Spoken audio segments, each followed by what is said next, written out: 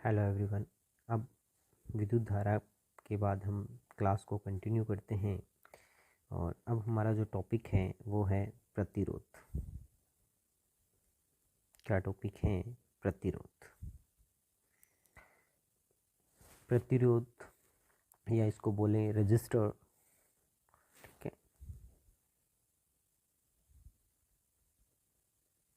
क्या बोले? रजिस्टर या रेजिस्टेंस भी बोल सकते हैं। ठीक है, प्रतिरोध, रेजिस्टेंस या रजिस्टर प्रतिरोध है। ये क्या होता है? तो अभी जो हमने पीछे पढ़ा था कि विद्युत धारा, जो विद्युत धारा होती है, विद्युत धारा के मार्ग में बाधा उत्पन्न कर देता है। मार्ग में बाधा उत्पन्न कर देता है। मार्ग बाधा मतलब रोक देता है, रोकने का काम करेगा उसको। जैसे एक सड़क है, सड़क के ऊपर हमने स्पीड ब्रेकर बना दिए। इसका स्पीड ब्रेकरों का काम क्या है? जो ये व्हीकल आ रहा है उसकी स्पीड को कम करना। तो यहाँ जो रजिस्टर है, ये जो प्रतिरोध है, इसका काम क्या होगा? जो धारा चलकर आ रही है उसकी स्पीड को कम करना, यानी उसको रोकना। ठीक है, अब जब प्रतिरोध है ना, ये क्या करता है? रेजिस्ट कर सकता है, रेजिस्ट करता है किसी भी करंट को। इलेक्ट्रिक करंट जो फ्लो हो रही है उसको रेजिस्ट करेगा। ठीक है, अब प्रतिरोध जो बात करें तो इसको रिप्रेजेंट किया जाता है आर से। रेजिस्टर है तो पता है आर से। इसका जो सिंबल दिया गया है वो कैसे दिया गया है? ऐसे। ये इसका क्या होता है? सिंबल होता है। मोस्टली रेजिस्टर जो होते हैं वो अलग अलग टाइप्स के ऐसे बने होते हैं। ऐसे एक रेजिस्टर होगा ना,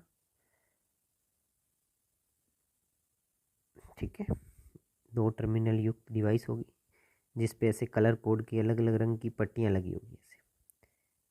ऐसे 6, 7, 8 जितनी भी हो सकती है। मोस्टली अपने 4 तक दी होती है, 6 भी होती है। ठीक है, ये जो कलर होता है इस पर कलर लगा होगा, है ना, ऐसे पट्टियाँ दी होगी।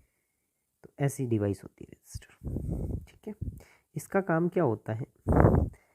इसका काम होता है कि जो धारा फ्लो हो रही है उसको रोकने का काम, उसके प्रतिरोध यानी विरोध का काम करेगा। क्या करेगा? विरोध। धारा के फ्लो होने का क्या करेगा? ये विरोध करेगा। ठीक है, और प्रतिरोध को किससे रिप्रेजेंट किया जाता है? आर से। ठीक है, तो जो आर है, ठीक है, ये जो आर है ये कैसे काम करता है, कैसे नहीं काम करता, उसको बात देते हैं। आर जो है प्रतिरोध है, इस प्रतिरोध को अगर अपने श्रेणी क्रम में या समांतर क्रम में, या तो हमने क्या करेंगे? श्रेणी क्रम में या समांतर क्रम में या मिश्रित क्रम में। ठीक है, सीरीज में, पैरेलल में या कंबाइंड कॉम्बिनेशन में हम लोग कनेक्ट करेंगे तो करंट को हम लोग क्या कर सकते हैं? कंट्रोल कर सकते हैं, या करंट को हम लोग क्या कर सकते हैं? रोकने का काम कर सकते हैं। तो जो ये विरोध करता है तो इसको कैसे किसी धारा वाली शाखा से कनेक्ट किया जाता है? तो या तो ये श्रेणी क्रम में जोड़कर, या इसको समांतर क्रम में जोड़कर, या फिर मिश्रित। मिश्रित मतलब श्रेणी और समांतर दोनों एक साथ जोड़कर भी इसको काम में लिया जा सकता है। ठीक है, अब बात करें प्रतिरोध के फॉर्मूले की। तो प्रतिरोध का फॉर्मूला अपने निकल के आया है, वो निकल के आता है एक तो ओम नियम से। कौन से नियम से? एक तो आता है ओम नियम से, दूसरा निर्भरता पर, डिपेंडेबल, यानी ये किस पे डिपेंड करता है? दोनों पे निकल के आता है। तो बात करें ओम नियम क्या होता है, पहले इस पे बात करें।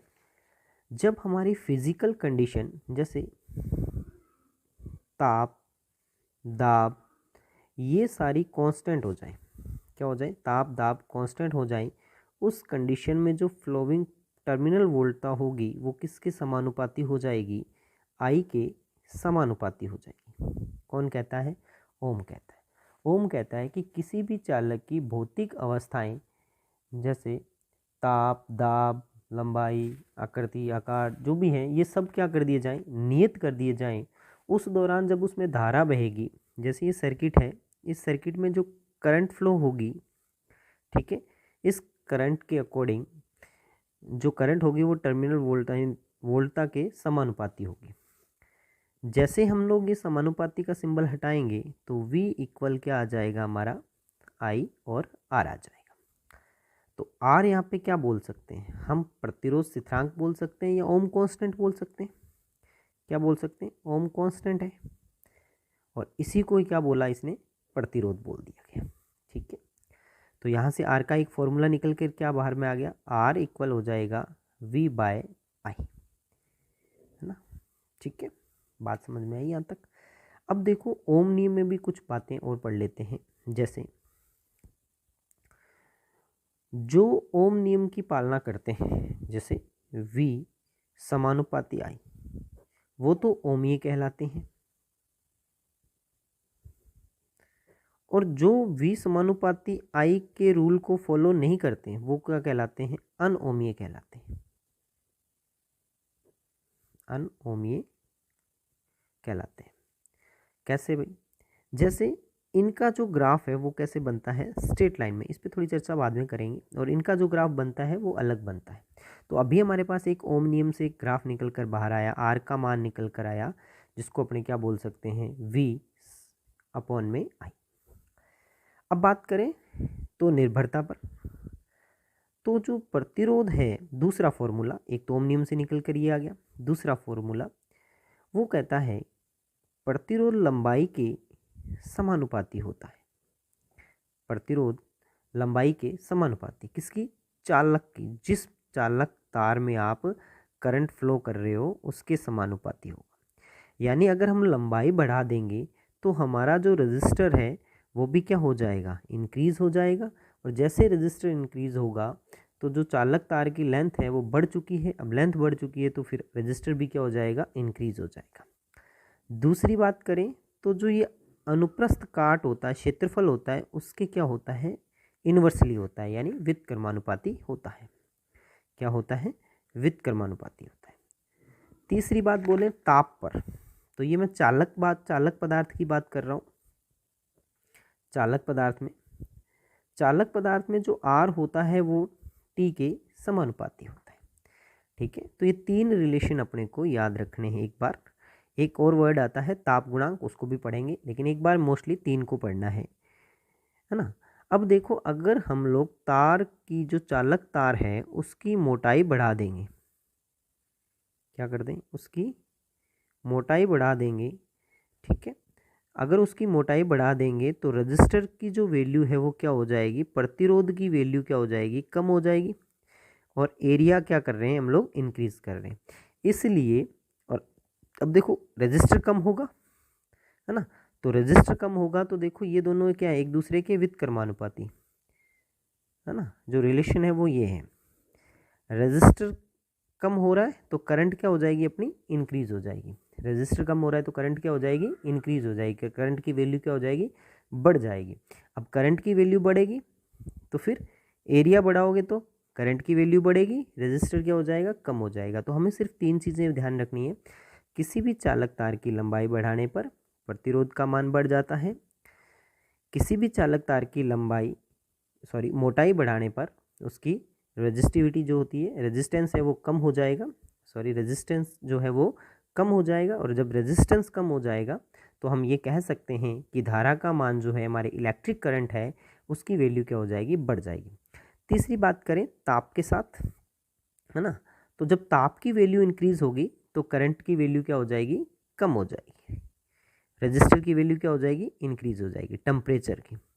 ठीक है ना।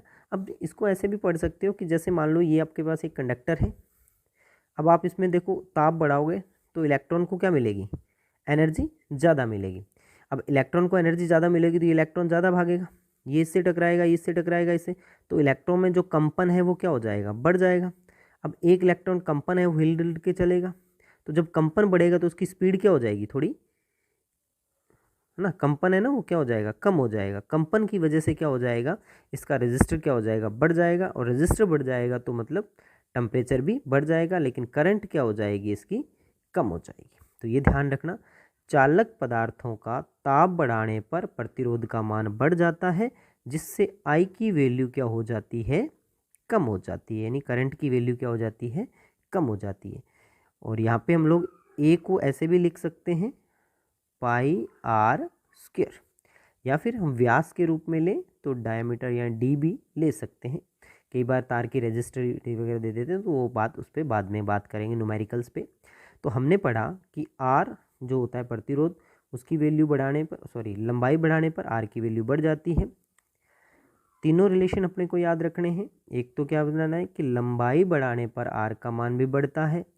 क्षेत्रफल यानी अनुप्रस्थ काट क्षेत्रफल तार की मोटाई बढ़ा दी जाएगी तो भी रेजिस्टर क्या हो जाएगा, कम हो जाएगा। टेम्परेचर के साथ ये दोनों क्या रहेंगे, समानुपाती रहेंगे। और आर का जो आई के साथ रिलेशन होता है वो होता है, तो मोस्टली अपने पास एक बात निकल कर बाहर आई, हमें 4 रिलेशन को ध्यान में रखना है यदि आर हमें पढ़ना है तो।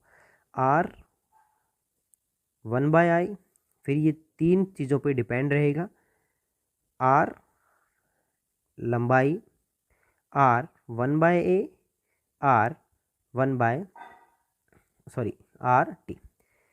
अब इसका रिलेशन देखें 1/t। अब देखते जाएं कौन सी चीज़ कैसे बढ़ेगी, इस चीज़ को बस याद रख लें, कहीं भी आपको पता नहीं लगे। अगर लेंथ बढ़ रही है रजिस्टर बढ़ेगा, तो रजिस्टर बढ़ेगा, करंट कम हो जाएगी। आर बढ़ेगा, एरिया घटेगा। अब देखो एरिया बढ़ रहा है, आर कम हो रहा है, आर कम हो रहा है तो आई ऊपर चलेगा, उल्टा चलेगा। टेम्परेचर बढ़ रहा है, आर बढ़ रहा है, आर बढ़ रहा है, आर इंक्रीज हो रहा है तो उल्टा ग्राफ चलेगा, आई कम हो जाएगा। ठीक है, तो सिर्फ इतनी सी टेबल याद रखें, आर को आप समझ जाओगे कि एक्चुअल में आर इफेक्ट कहाँ डालता है। तो ध्यान रखें, आर सिर्फ और सिर्फ माध्यम यानी चालक की लंबाई, ताप, एरिया पर निर्भर करता है। ठीक है, बात करें श्रेणी क्रम, समांतर क्रम और मिश्रित क्रम, इनको हम लोग थोड़ा सा आगे पढ़ेंगे कि इनका कॉम्बिनेशन कब किया जाता है, इनका कॉम्बिनेशन क्यों किया जाता है। मोस्टली इनका कॉम्बिनेशन सीधी सी बात है भाई, रजिस्टर को कम ज़्यादा करने के लिए किया जाता होगा, है ना। श्रेणी क्रम में लगाया जाए या समांतर क्रम में लगाया जाए, तो ये तो मोस्टली यही बात होगी कि रजिस्टर जितना ज़्यादा आप कॉम्बिनेशन करोगे, मुझे करंट ज़्यादा चाहिए या करंट कम चाहिए, मैं कौन से क्रम में लगाऊं। तो ये ध्यान रखना, आर जो होता है वो हमेशा श्रेणी क्रम में जोड़ सकते हो आप, समांतर क्रम में भी जोड़ सकते हो, मिश्रित क्रम में जोड़ सकते हो। बट ये डिपेंड रहेगा कंडीशन के अकॉर्डिंग कि आपको रजिस्टर ज़्यादा चाहिए या रजिस्टर कम चाहिए। ठीक है, अब जैसे रजिस्टर की वैल्यू घटानी है तो आपको क्या लेना पड़ेगा, करंट को डिवाइडेशन करके समान इसमें लेना पड़ेगा। पैरेलल में रजिस्टर इंक्रीज़ करना है, बढ़ाना है, तो हम लोगों को सीरीज़ में लेना पड़ेगा। रजिस्टर सीरीज़ बढ़ेगा तो करंट की वैल्यू और बढ़ जाएगी ना। तो वो अलग अलग कंडीशन पे ये बात करेगा। तो मोस्टली अपने को ये ध्यान रखना है, एक अपने को ओम्स नियम ध्यान रखना है थोड़ा। ओम्स ने क्या बोला था, फिजिकल कंडीशन कांस्टेंट रखी जाए उस कंडीशन में V = IR होता है। एक वर्ड आता है कई बार ओमीय और अनोमीय या ओम नियम की सीमा क्या होती है। तो ओमीय क्या होती है, जो सरल रेखा ग्राफ की पालना करते हैं। सीधी सी बात है, जो वोल्टेज को बढ़ाएगा वो करंट को भी बढ़ा देगा, करंट को बढ़ाएगा तो वोल्टेज को भी बढ़ा देगा। ठीक है, कई बार ऐसे मत लिख देना V, ये उल्टा होता है, ऐसे नहीं लिखा जाता है। ठीक है, अनोमीय में क्या होता है, जो जैसे ट्रांजिस्टर हो गया, सेमीकंडक्टर वगैरह हो गए, तो ये क्या होता है, अनोमीय होते हैं, जिनका ग्राफ क्या होता है, स्ट्रेट लाइन में नहीं बनकर ऐसे बनेगा, या फिर ऐसे ग्राफ बन रहा है, या फिर ऐसे स्ट्रेट लाइन में जा रहा है ना, स्ट्रेट लाइन में नहीं जा रहा है, तो वो कौन सी डिवाइस होगी, अनोमीय। जिनका ग्राफ स्ट्रेट लाइन में नहीं प्राप्त होता, हमें सीधी सरल रेखा में नहीं प्राप्त होता है, वो तो क्या कहलाते हैं, अनोमीय। जिनका ग्राफ सरल रेखा में प्राप्त होते हैं वो क्या होते हैं, ओमीय। और ओम नियम की पालना कर रहे हैं तो ओमीय, अनोमीय तो ना हो जाएगा। ठीक है, इसके बाद हमारे जो आगे टॉपिक्स चलेंगे उससे रिलेटेड क्वेश्चंस पे बात करेंगे कि इनके क्वेश्चंस कैसे आएंगे।